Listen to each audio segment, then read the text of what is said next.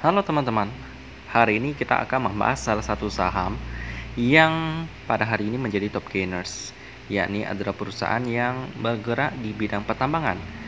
Hasil-hasil tambang yang mereka tambangkan itu beberapa diantaranya memiliki prospek ke depan yang sangat cerah, ya, karena mereka menambang timbal, perak, dan juga bahan tambang lainnya, ya. Yang menarik di sini adalah timbal. Timbal ini bisa dipakai sebagai salah satu bahan baku untuk pembuatan baterai. Ya, benar. Baterai yang merupakan komoditas yang mungkin ke depan akan booming banget teman-teman ya, karena sentimen positif daripada mobil listrik yang membutuhkan pembuatan bahan baku baterai. Salah satunya adalah timbal. Tentu saja kalah saing sih dengan berita tentang nikah, tapi tetap aja timbal ini memiliki potensi yang menarik untuk kedepannya ya. Dan perusahaan yang satu ini menambang timbal ya. Kita akan berkenalan dengan perusahaan Trinitan Metals and Minerals Tbk dengan kode emiten Pure. Perusahaan yang satu ini kita akan bahas sama-sama ya, apakah ini cukup menarik atau tidak. Kita lihat terus video yang satu ini ya. Jadi kita lihat tentang daripada Pure ini. Kalau kita lihat di dalam website mereka sih tidak dikatakan tentang sejarah daripada Pure ini. Jadi kita akan lewatkan, kita akan fokus ke dalam bidang bisnis yang ditekuni oleh Pure ini, yang bergerak di bidang tambang. Ya, kita tahu sendiri tambang mineral yang dijalankan oleh setiap perusahaan yang bergerak di bidang serupa belum melihat atau belum mendapatkan hasil yang benar-benar memuaskan ya. Seperti Antam itu kan tidak 100% pure nikel. Bisa aja pendapatannya itu dapat dari tambang emas ya. Lalu kita riset lagi dengan perusahaan yang lain, yakni seperti perusahaan yang bergerak di bidang nikel juga, yakni adalah Inco. Kalau kita lihat sendiri, Inco ini valuasinya juga masih cukup mahal ya.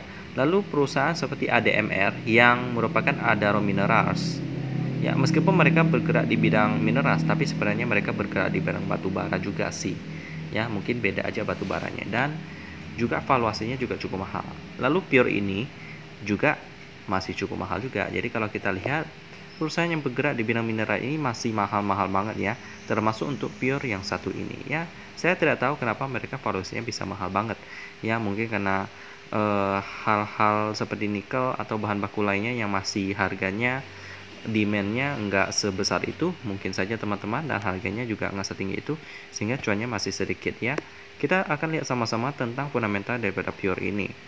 Pertama kita lihat dulu pemegang sahamnya ya. Yang pertama ada PT Trinitan Resources Tama Indonesia. Perusahaan yang satu ini merupakan pemegang saham dengan porsi sebesar 35% daripada perusahaan. Kalau kita lihat di sini daripada perusahaan satu ini sih ada satu berita yang cukup menarik perhatian, yakni tentang bagaimana mereka digugat oleh perusahaan Jepang sebesar 1,3 miliar yen, atau kalau kita rupiahkan itu sekitar 182 miliar rupiah ya. Wow, utang yang jumbo banget ya, yang mereka transaksikan di sini. Dan hal inilah yang membuat keuangan daripada Pure ini juga kurang sehat ya, karena hutang mereka yang cukup besar. Memang itulah berita yang cukup tidak mengenakan ya. Hutang yang besar itu menandakan bahwa keuangan perusahaan juga sedikit bermasalah, karena tidak dibarengi dengan aset yang memadai. Lalu next kita akan melihat pemegang saham berikutnya yang cukup sangat kita kenal, bahkan sangat kita kenal ya, yakni adalah PT Mirai Aset Sekuritas Indonesia, merupakan underwriter daripada IPO Pure, sehingga mereka juga memegang saham yang cukup besar sebesar 11%. Mirai Aset Sekuritas merupakan sekuritas yang terbesar di Indonesia dalam jumlah transaksi ya teman-teman ya. Dikatakan di sini bahwa pada tahun 2021 nilai transaksi mereka mencapai 692,3 triliun. Wow, menarik banget ya teman-teman ya.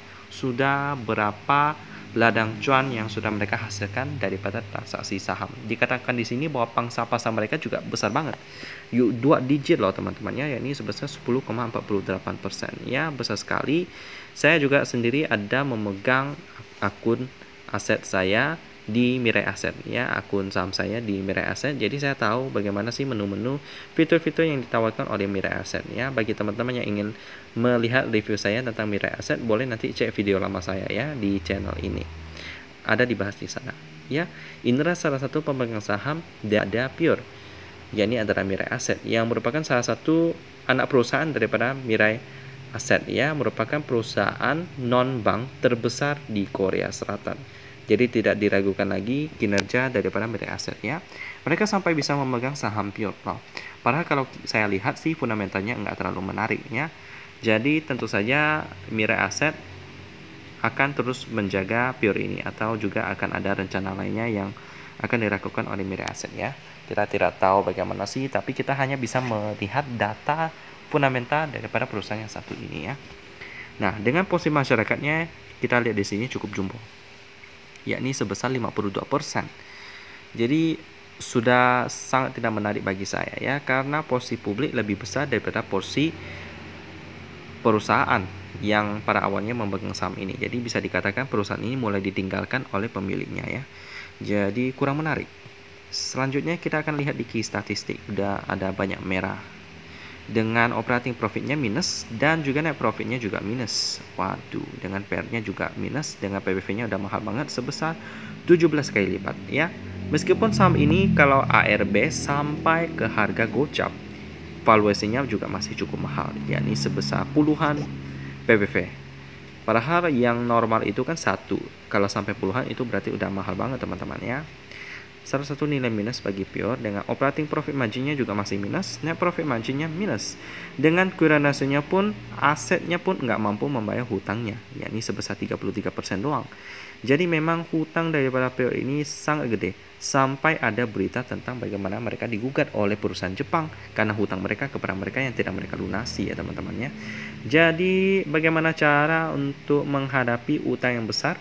Yakni mereka akan melakukan reissue ataupun disuntik modal daripada investor-investor lainnya, seperti daripada private placement bisa juga, teman-teman. Karena itu adalah salah satu cara untuk menyelamatkan perusahaan daripada hutang yang cukup besar.